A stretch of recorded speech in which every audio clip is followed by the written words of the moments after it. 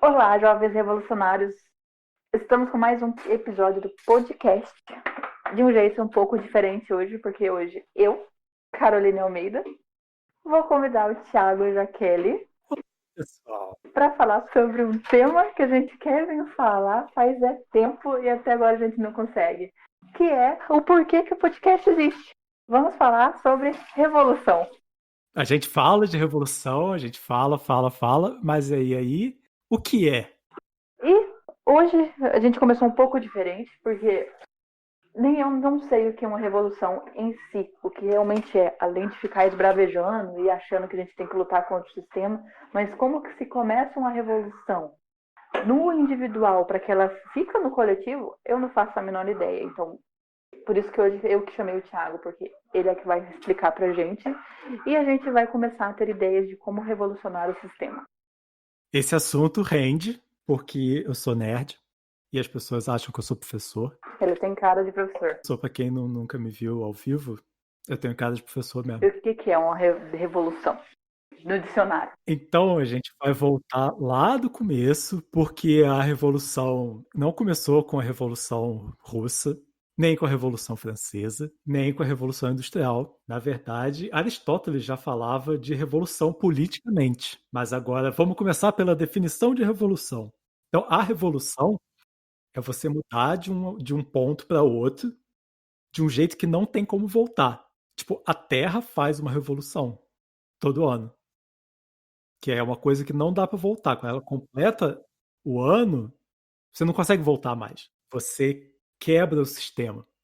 Né, Aristóteles, lá no século IV a.C., já falava sobre revolução política. Por mais que as pessoas acham que não existia na época, mas a política é uma coisa que existe tecnicamente desde a época de quem, né, desde enquanto era reis, né? Desde muito antes, inclusive. Pela definição grega da palavra, polis é o coletivo. Tudo que faz menção ao coletivo, se você está interagindo com pelo menos mais uma pessoa, já é política. Então, por isso que a gente sempre bate na tecla de que política se discute. Política só se discute, porque a gente politica todos os dias. O ato de fazer política é diferente de ser político. É isso que as pessoas têm que ver.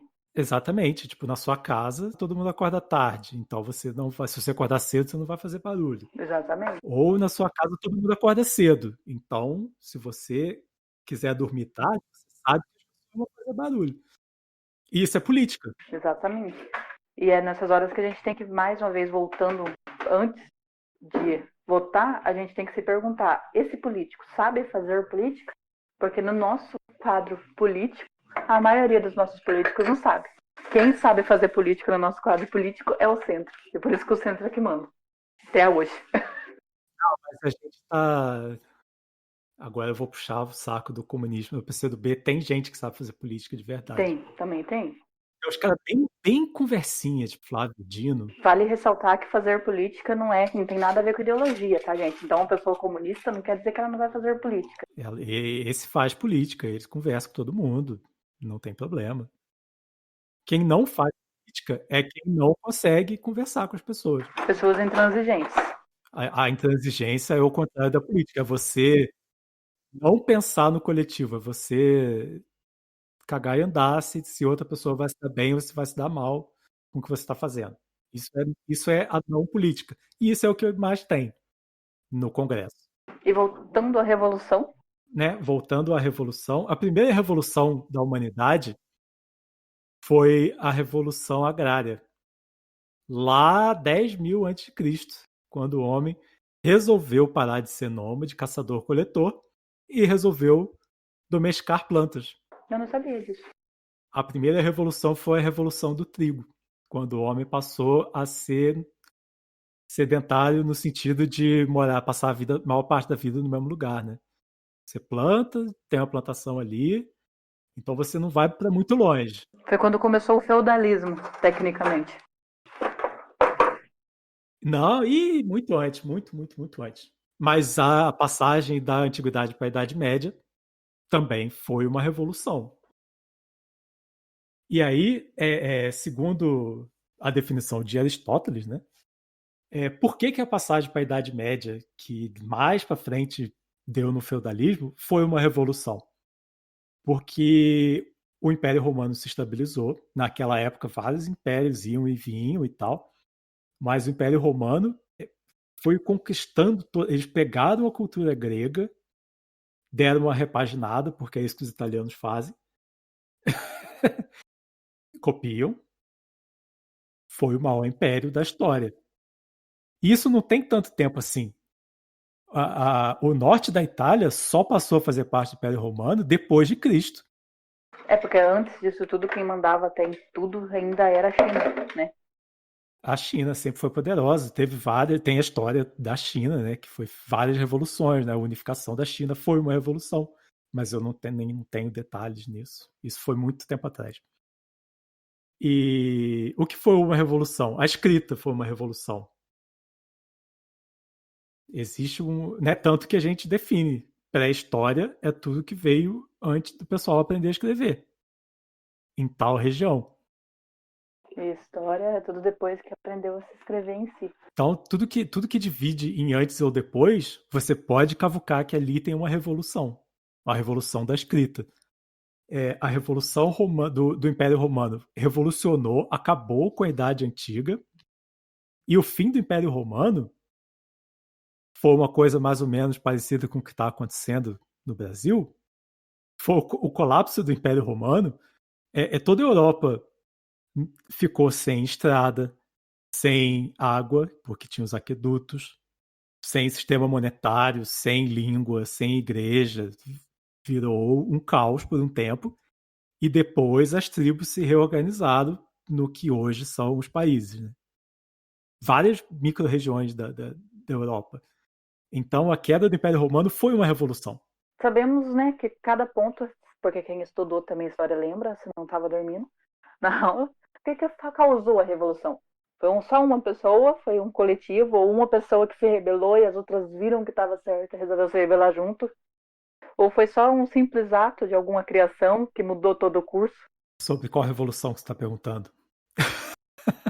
De qualquer revolução específica. O que faz a gente fazer uma revolução? Ou o que a gente tem que fazer para fazer uma revolução? Pode ser tudo isso que você falou. A escrita e depois a imprensa, né? Antes você ter um livro era um troço de outro planeta, que você precisava do cara para copiar o livro à mão, e se ele errasse, tinha que refazer a página toda. E a imprensa acabou com isso. Imprensa que você diz é impressão, de impressora. Foi uma invenção que mudou o mundo. A internet foi uma revolução. Normalmente, essas invenções que revolucionam têm a ver com comunicação. A escrita, a imprensa, a internet. Outras vezes tem a ver com pressão social. No caso, no fim do Império Romano, os povos que eles falavam bárbaros, só que de bárbaro não tinha nada, né? Eles só eram barbudos, por isso que eles são bárbaros. É real isso. O nome bárbaro é de quem tem barba. Porque aí os caras lá, tipo, né, os caras da Alemanha e tal, tipo, todos barbudos, né? E eles fizeram uma pressão, tipo, nesse jogo de política do Império Romano, eles tinham que se aliar às tribos bárbaras, e aí, pô, começou a ter o imperador que nasceu na Espanha, teve o imperador africano, até que chegou uma hora que o Império Romano ficou tão grande que ele implodiu. E as tribos tomaram conta, assim, tipo, ele se autodestruiu, cresceu tanto que se destruiu. Como o capitalismo está se caminhando para o seu final.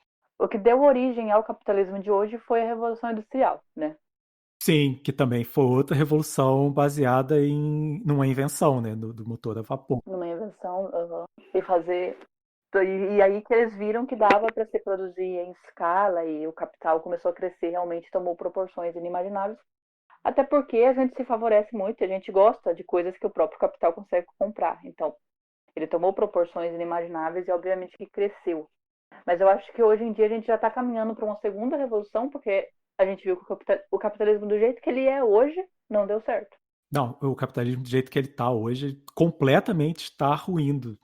Está ruindo e ele está se autodestruindo, literalmente. Então, a gente quer ensinar vocês a viverem no pós-capitalismo, porque ele está batendo ali E a gente vai viver isso, tipo, tem como você não ser capitalista de alguma forma, tipo, a economia criativa. E mostrar também que não tem nada a ver, que as pessoas falam que não ser capitalista, do jeito que é ser capitalista hoje em dia, é não querer ter, ganhar mais do que o outro, não querer ser bem-sucedido, não querer crescer na vida. Não. Não ser capitalista. Não, o dinheiro existe desde sempre, o lucro existe desde sempre. Exatamente. E ele sempre vai existir. Uma moeda de troca sempre vai existir, o lucro sempre vai existir, tanto que cigarro é moeda de troca na prisão. Então, até cigarro é uma moeda de troca. Mas o que a gente quer mostrar é que o jeito que ele é causa desigualdade e tá ficando feio e as pessoas estão vendo. Então, a nossa geração viu que esse tipo de capitalismo causa mal. Então, igual esse dia eu estava indo atender um cliente e eu estava no conforto do meu Uber, porque eu não estou mais andando de ônibus, porque eu tenho condição de não andar de ônibus, ao contrário das pessoas que tem que se sujeitar a pegar o vírus, coitado. Mas daí eu fiquei andando dentro do Uber, tava vendo um coitado no catador de papel, e ele tava com o filho dele, tipo, dentro do carrinho. E o meu privilégio fez eu me sentir mal, né? Então a gente tem que começar a ter essa empatia. Eu acho que o que está causando essa revolução é as pessoas estão vendo que é errado uma pessoa ter uma condição de vida muito maior e a outra se sujeitar a literalmente nem talvez não ter comido o dia inteiro. Sim, e essa empatia causa uma revolução. Tá causando agora. A gente está num ponto que o mendigo tem grande chance de ser uma pessoa que estudou com você, ou que você conhece de algum lugar. O cara vai pro subemprego, daí não consegue, e acaba indo, começa a virar catador de papel, começa a morar na rua, começa a dormir em quartinho em qualquer lugar. Isso quando consegue dormir em quartinho em qualquer lugar. A maioria migra para, dependendo da cidade, vai pra rua. E pode ser alguém que estudou com você, e pode ser alguém que tem instrução. Isso aí já não importa mais. A gente está num nível do caos econômico que nada disso importa mais. Na verdade, a gente pode virar isso. Então tá fazendo uma pressão para uma revolução. Eu já bati na trave de ir pra rua algumas vezes. Sim, e tipo, além de ir pra rua, a gente tem que parar realmente, sabe? Que é a revolução que a gente pode fazer. A gente tem que parar de fazer coisas que favorecem esse tipo de gente que está totalmente contra a revolução. Que está totalmente ainda contra o pensamento de hoje, que é o pensamento mais humano, sabe? Então, Sim, e as revoluções, quando você fala revolução, o que que vem na nossa mente? É a Revolução Francesa e a Revolução Russa. São as duas principais revoluções da Idade Moderna. E as duas tiveram a mesma causa, que é a desigualdade social num ponto que não dá para aguentar mais. Aí a sociedade empurra para uma revolução. Na época da Revolução Francesa, a Maria Antonieta era tão fora da realidade que quando falaram para ela que o pessoal não tem pão para comer, ela falou assim: então coma brioche. Porque quando não tinha pão para ela, tinha brioche. Quando tinha brioche, tinha bolo, tinha não sei o quê. Olha o nível de desigualdade social. Os caras passando fome e os palácios lá do rei, todo sinistro, todo bonitão, cheio de jardim, cheio de não sei o quê. Eles não sabiam que eu nunca tinha visto um pobre de frente, assim, tipo. E a Revolução Russa também. Na época da Revolução Russa, 80% da população vivia em sistema de servidão, que basicamente é relacionado ao subemprego hoje, né? só para sobreviver e não passar fome. Então você tem um regime de servidão e o seu mestre é o banco, para quem você paga imposto, sei lá, ou para quem você precisa pagar o aluguel. Então você vive e trabalha cada vez mais em situações cada vez mais degradantes e ganhando cada vez menos, só para não morrer. É basicamente o que está acontecendo com a gente aqui, especificamente no Brasil, mas no mundo todo. A concentração de renda é tão absurda que as pessoas estão só tentando não morrer. E aí você não consegue ter cultura, você não consegue ter descanso, você não consegue ter saúde, você não consegue ter nada. Não consegue ter paz no espírito. E aí estamos sentindo. Você não consegue ter tempo para descansar um pouquinho e pegar um livro para ler. Sim, e é tanto que eu falo, né? Então, o catador de papel na rua não tem tempo para ouvir sobre economia criativa e saber que ele faz parte da economia criativa, ou saber que é melhor ele comprar de um brechó em si do que financiar toda uma estrutura que talvez gere escravidão, porque ele não tem tempo. O tempo que ele tem, ele está lutando para não morrer de fome. Então, é ali que cabe a gente, que talvez tenha um pouco de tempo para poder se conscientizar, a lutar por essas pessoas que não têm o tempo. Sim, a gente que tem tempo de ouvir podcast, mesmo que seja no trabalho, a gente consegue parar e ouvir e ponderar, a gente tem que passar isso adiante para as pessoas que não têm esse privilégio, na verdade, que não era para ser um privilégio, mas acaba que está sendo. Né? Já vira. A gente está numa situação que não ter uma revolução virou insustentável. Então, provavelmente, a pandemia vai ser um ponto de que vai dividir a história, que igual o Thiago estava falando, que onde que tem pontos na história da linha do tempo é onde houve revoluções. A gripe espanhola não houve nenhuma revolução, literalmente cagar e andar e seguir a vida. Mas talvez a pandemia em si, por ter escancarado e aumentado a desigualdade social no nível grande, vai ser talvez o ponto de partida para realmente iniciar uma revolução. E se não for, a gente não iniciar agora, a gente vai perder o bonde da revolução e a gente vai ter que se sujeitar. A pandemia ainda está descontrolada. O Brasil está no pior ponto da pandemia até aqui, porque ainda dá para piorar. Né, se a gente for seguir o que o governo está propondo, vai piorar. Não tem mais vacina, pararam a vacinação. E tá todo mundo ok com isso. Tipo, a gente tem um lugar que produz vacina e o Ministério da Saúde literalmente cagou e andou. Cagou e andou, porque o Brasil é um grande exportador de outras vacinas. Então, tipo, é absurdo. Até essa vacina a gente nunca questionou. Vai falar assim, o sarampo, beleza. Pá, quem é da minha idade, assim, já tá ficando velho, tem a marquinha no braço. O troço deixa a marquinha no braço pro resto da sua vida. Ninguém falou que era chip, que era nada. Tipo, e essa vacina virou uma guerra que fez o racha na sociedade e a gente só sai disso com uma revolução para um lado ou para o outro. Ou é um golpe de Estado, ou a gente destrona o Bolsonaro. Porque se depender dele, ele vai dar o autogolpe e ele vai ser o ditador por uns 20 anos, 30, sei lá, e depois vai o filho dele. Igual lá no Irã e tal. Né? Outra revolução, foi a revolução parecida com o que a gente está passando aqui.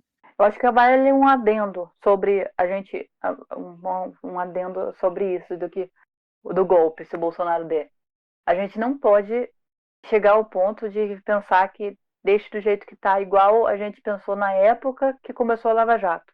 Eu fui uma dessas pessoas que passou essa vergonha de achar, eu prefiro que o Brasil quebre para que desmanche todo o sistema e comecem a prender corruptos e acabem com a corrupção. Eu já fui parte dessa idiota que não foi que foi a favor de destruírem todo o sistema do país. Não estou falando que eu fui a favor de ter ou não ter Lava Jato, e sim de deixarem eles conseguir destruir todo o sistema econômico do Brasil para prender somente um lado corrupto do país, sendo que tinha dois lados e demorou, foi tarde para a gente ver que a Lava Jato só lavou o lado esquerdo do nosso carro. É importante porque a gente não pode deixar isso acontecer de volta. Então, se a gente está vendo que está caminhando para um golpe, a gente não pode achar pior do que está, não fica, ou tem que fazer mesmo porque o que tem de pior? Não, gente, pode estar bem pior. Tanto que Tiririca foi eleito falando isso e piorou bastante. Eu nem queria tocar nesse assunto. É. Real oficial. O Tiririca desistiu. De verdade. Ele abandonou a política. Real oficial. Ele abandonou a política porque ele foi cooptado pelo Centrão, né? Que precisava de alguém famoso para puxar voto. Senão as pessoas estão lá, ninguém vota nelas, né? Ele foi reeleito. Ele falou assim, eu entrei aqui, eu tentei, não sei o quê. Aí vem o cara lá, líder do partido, não deixa o cara votar nas coisas quando é aberto. Ele tem que votar junto com o partido quando é aberto. Tipo, ele, como a maioria dos brasileiros, se você explicar direitinho, é de esquerda, mas não sabe. Tipo, se a gente falar bem, assim, tipo, a maioria das pessoas é de esquerda, mas não sabe, tem medo da palavra. Aí, quando ele se descobriu de esquerda, mas não sabia, quando ele viu que ele era, ele abandonou a política. Falou assim, ó, não quero mais isso, não quero mais esse partido. A gente tá fazendo uma cagada atrás da outra. Pior do que tá não fica, mas ficou muito pior. Então ele se atinou. Ele caiu de paraquedas lá e se atinou. E para falar de outra revolução que tem muito a ver com a nosso momento atual, a Revolução Iraniana de 1979. A Revolução Islâmica. Porque o Irã era um país bonito. Também sempre foi, né, desde a época do Império Persa, sempre foi um país potência. Você vê foto do Irã na década de 60, As mulheres podiam usar shorts. mulher de biquíni, de short, de calça, todo mundo levando ciência a sério. Na verdade, lá eles levam a ciência a sério, mas eles se isolaram igual a gente está se isolando aqui. Né? Todo mundo ocidentalizado, mas os caras com doutorado, os caras tipo, eram autoridades em ciência, e faziam parte, tinham voz na ONU e tudo mais. E entrou o Ayatollah Khomeini, foi eleito democraticamente, foi implementando devagarzinho assim, uma série de leis para implementar o islamismo como lei do Estado. E o que está acontecendo aqui? Cada vez mais é bancada evangélica. Nada contra você ser evangélico, se você for esclarecido. Conservador e querer enfiar seu conservadorismo na goela abaixo dos outros. Isso eu tenho contra. É, você querer obrigar a pessoa a ser evangélico e não você. Ter o seu jeito certo, porque você acha que é dono da razão do jeito certo. É, ninguém é o dono único da razão. A razão todo mundo tem, um pouquinho. Menos a extrema-direita. Ou a extrema esquerda. Extremos nunca têm razão. Não, às vezes tem, mas dá merda. Mas assim, você ser uma pessoa razoável, pô, o que mais tem agora é padre. Pô, a gente vê o padre Júlio Lancelotti, né, tendo que tirar os negócios lá de da ponte, que o governador de São Paulo e o prefeito mandou botar debaixo da ponte para o cara não dormir debaixo da ponte. O cara não tem onde dormir. Já foi dormir debaixo da ponte. Ainda coloca pedra debaixo da ponte pro cara não dormir.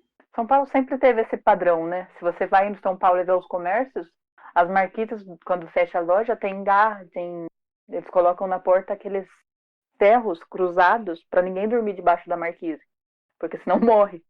Então, São Paulo sempre não é o prefeito e o governador de São Paulo é o retrato do São Paulo, do paulista. É, infelizmente. Essa é a realidade.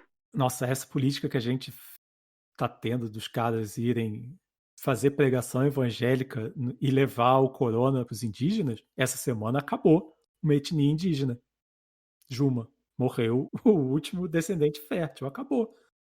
Isso aí, o nome disso é genocídio. E é a cartilha desse governo.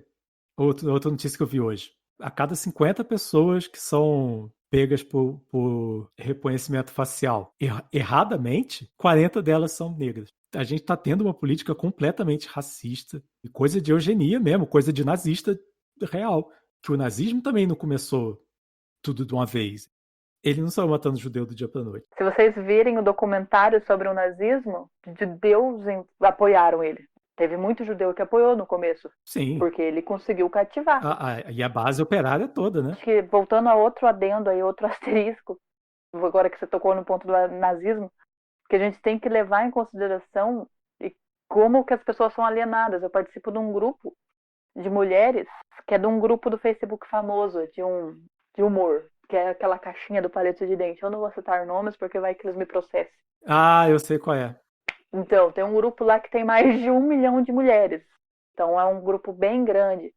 E uma pegou e postou que ela estava lendo sobre Auschwitz e nem se imaginava o que era e que coisa horrorosa era aquilo. E a quantidade de comentários de pessoas que não tinham ideia do que era Auschwitz.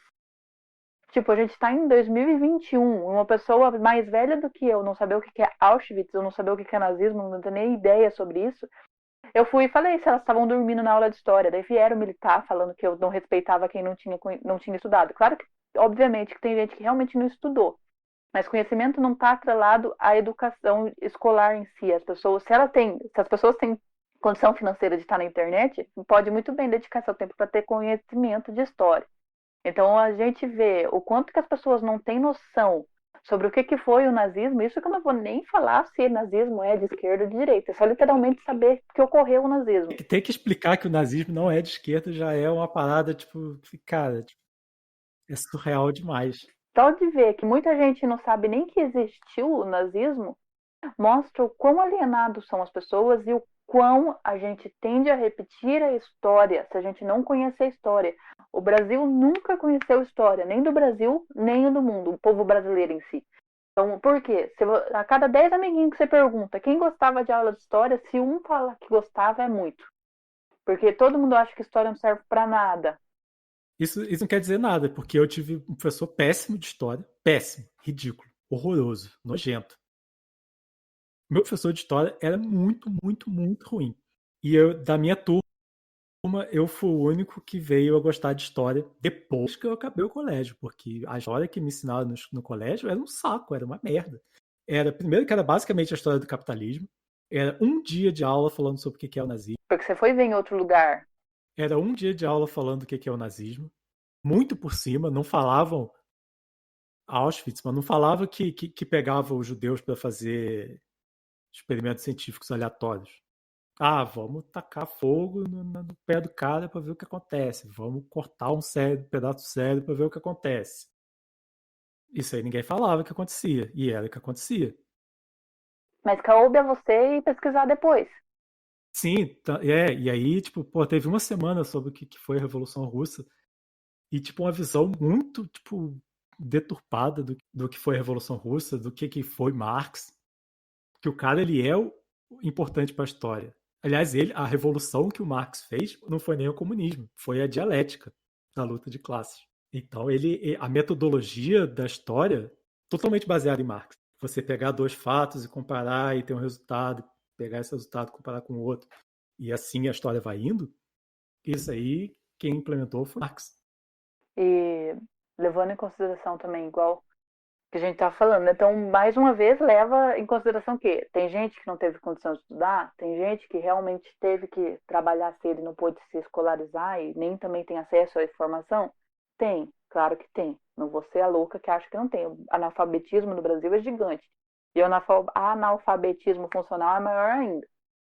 Mas cabe a gente, se você ouve o coleguinha falando alguma atrocidade, que você vê que tem tendência nazista, mesmo ele sem ele saber, você pergunta, você sabe o que é uma supremacia branca? Você sabe o que isso fez?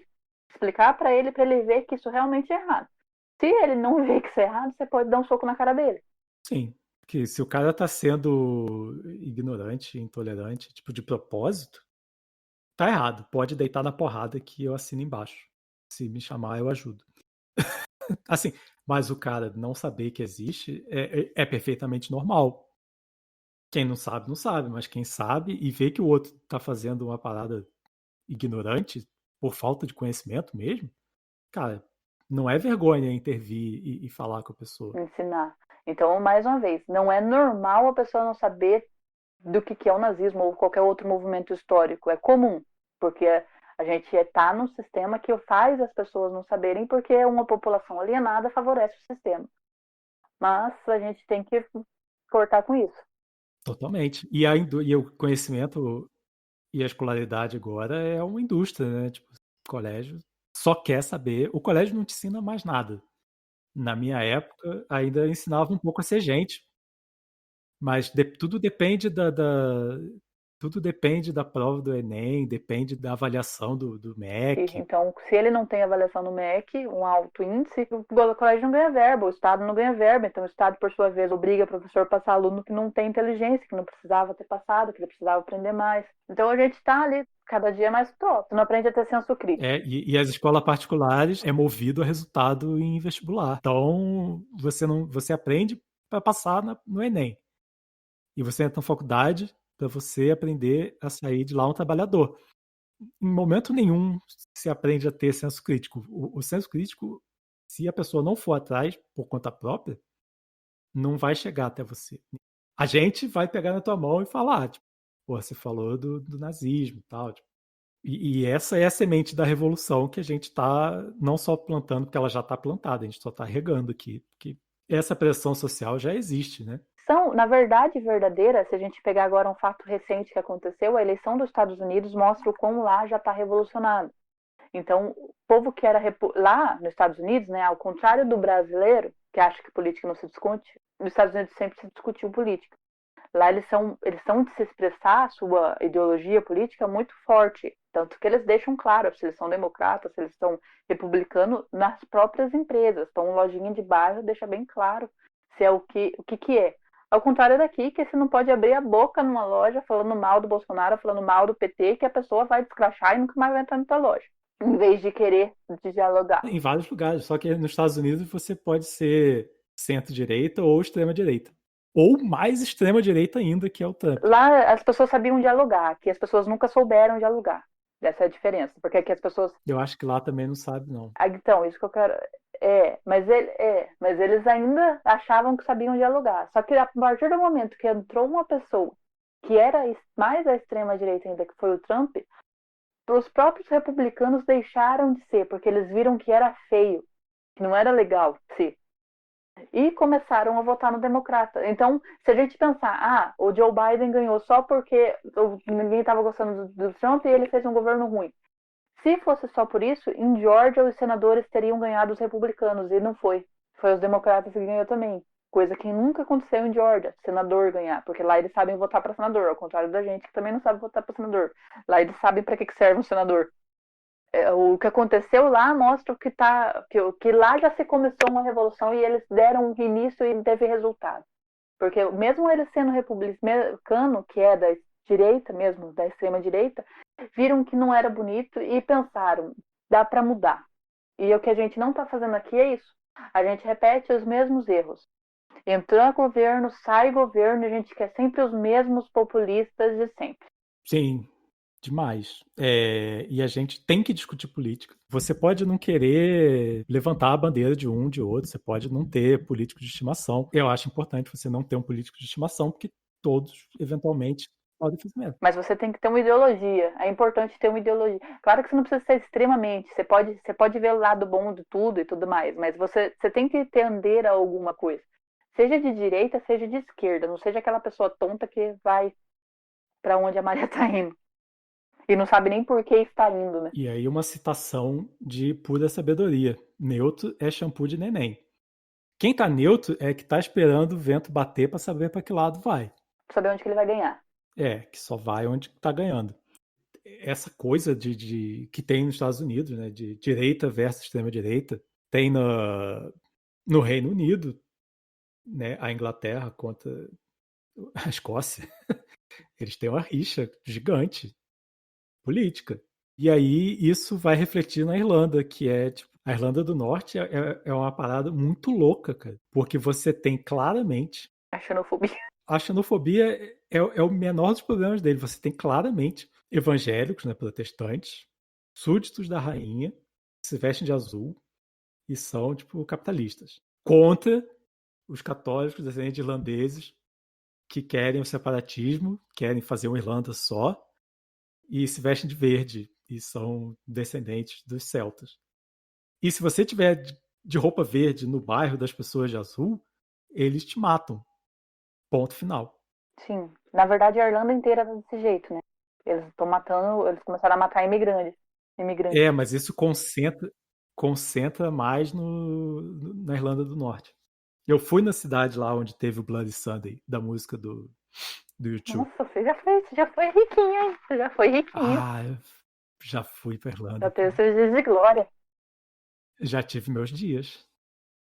Mas voltando a esse fanatismo, que na Irlanda mostra um fanatismo. Então lá tem o fanatismo e tem um jogo de futebol, e o futebol ilustra muito isso. Sempre tem um time do povo e um time da elite. Esse é do time da elite.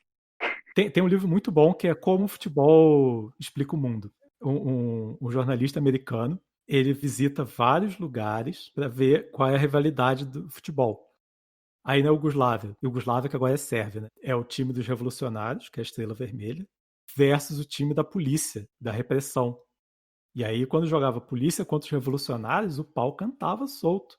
Na Escócia, é exatamente o que eu falei da Irlanda do Norte, porque lá na Irlanda do Norte só tem uns times horrorosos, aí eles torcem pro time da Escócia. Que interessante. É o time dos católicos verdes, irlandeses, de esquerda, versus os azuis, protestantes e de direita. Pô, os caras têm bandeira da Margaret Thatcher, que tem uns hooligans e tal. E as pessoas têm foto da rainha e bandeira do Reino Unido na porta de casa. Se você pesquisar o que é o hooligans. Então, tipo, isso mostra que fanatismo, até patriotismo exagerado é demais. Se você pegar um livro, eu tô lendo um livro hoje, de 1911, brasileiro, que o nome é Triste Fim de Policarpo Quaresma. Quem gosta de ler, quem gosta da literatura brasileira, provavelmente já leu, porque é um livro que cai em vestibular também. Nossa, bom livro. Esse acho que foi o livro que eu li no colégio que eu gostei. Sim, e ele deixa bem claro o quanto que a gente não mudou e o quanto que patriotismo exagerado faz mal, que nacionalismo exagerado faz mal. E olha que ele era o patriota verdadeiro, que gostava de samba, que gostava de carnaval, que gostava de chorinho, que gostava de capoeira, e mesmo assim gostava das terras brasileiras, gostava de índio, e mesmo assim para ele foi nocivo para a própria mente dele.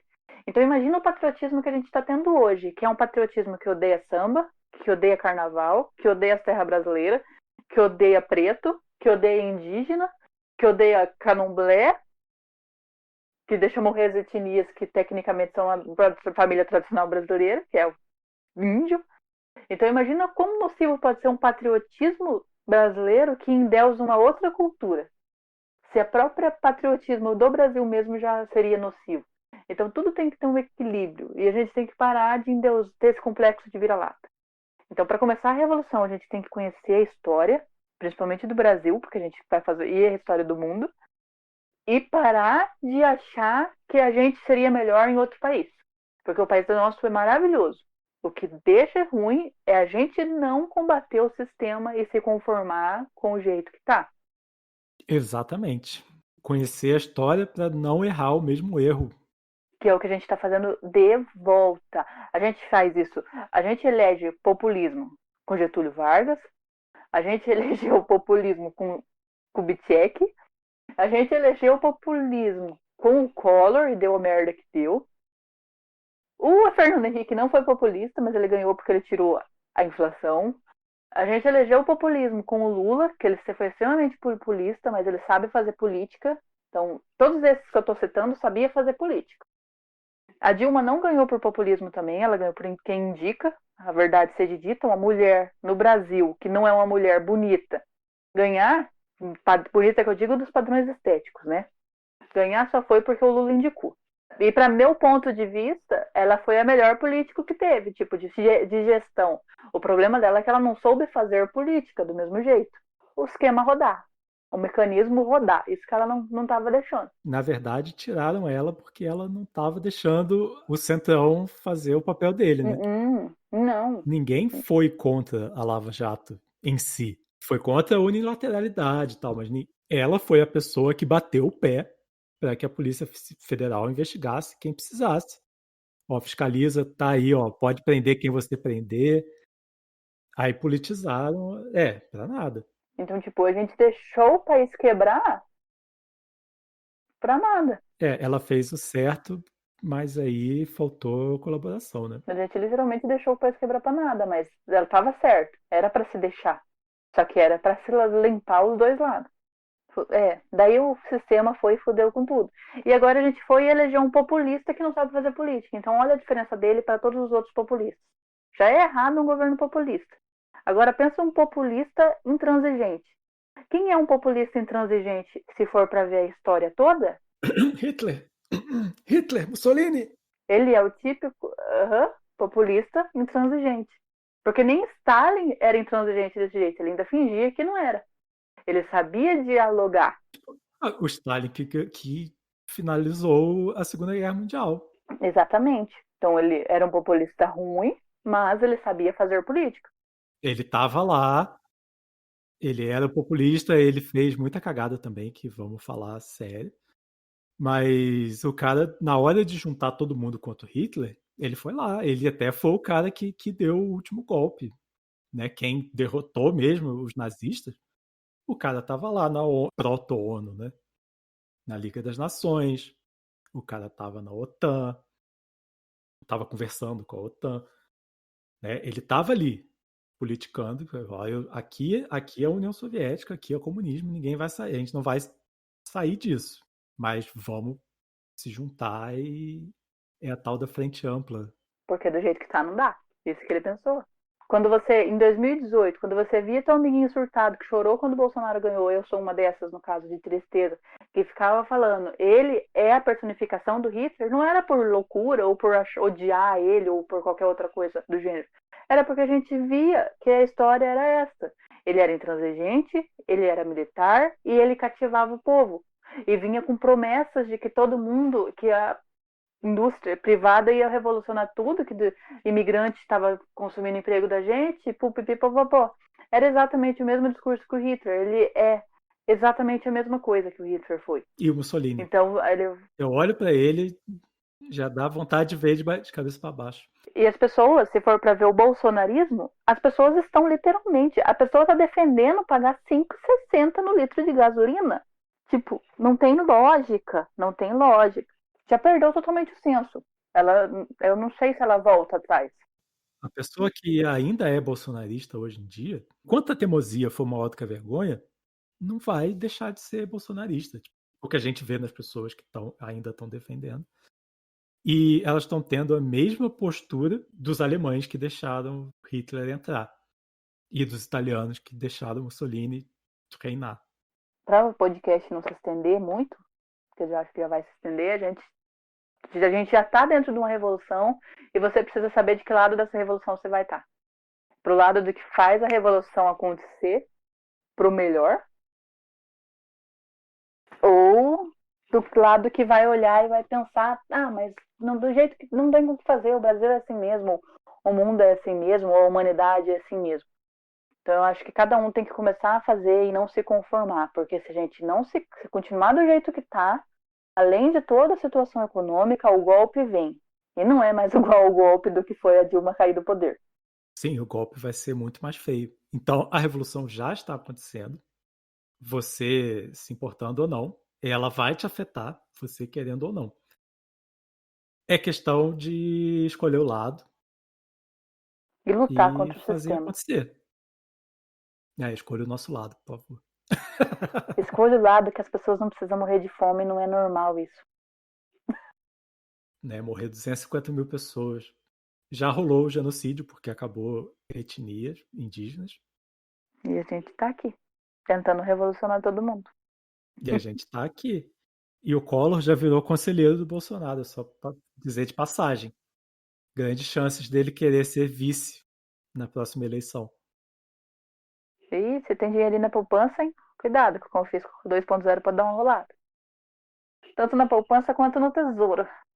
Mas, voltando à revolução, esse era o que a gente tinha que explicar sobre o que é uma revolução e do porquê que a gente está entrando em outra revolução. E compartilhe esse podcast com todo mundo que você acha que precisa entender que ser capitalista não é querer só subir de vida, ser capitalista talvez é achar que todo mundo tem que ser pobre só você ser rico. E socialismo não é achar que todo mundo tem que ser do mesmo ganhar o mesmo poder de dinheiro. Na verdade, o capitalista acha que se todo mundo for mais pobre, ele vai ser mais rico, né? Mas isso é outra discussão. Aliás, só esse papo de revolução já dá tipo 1 ano de podcast, no mínimo. Só se a gente for falar só de revoluções em si. Então é isso, galerinha. Para quem é ainda mais privilegiado e sabe inglês, existe um podcast chamado Revolutions, que é o melhor podcast de história que existe. Aí, ó. Se você for privilegiado e saber inglês como nós, ouça. Você está estudando inglês, ouça também. Ouça também para aprender 2 coisas ao mesmo tempo, né? Inglês e revoluções.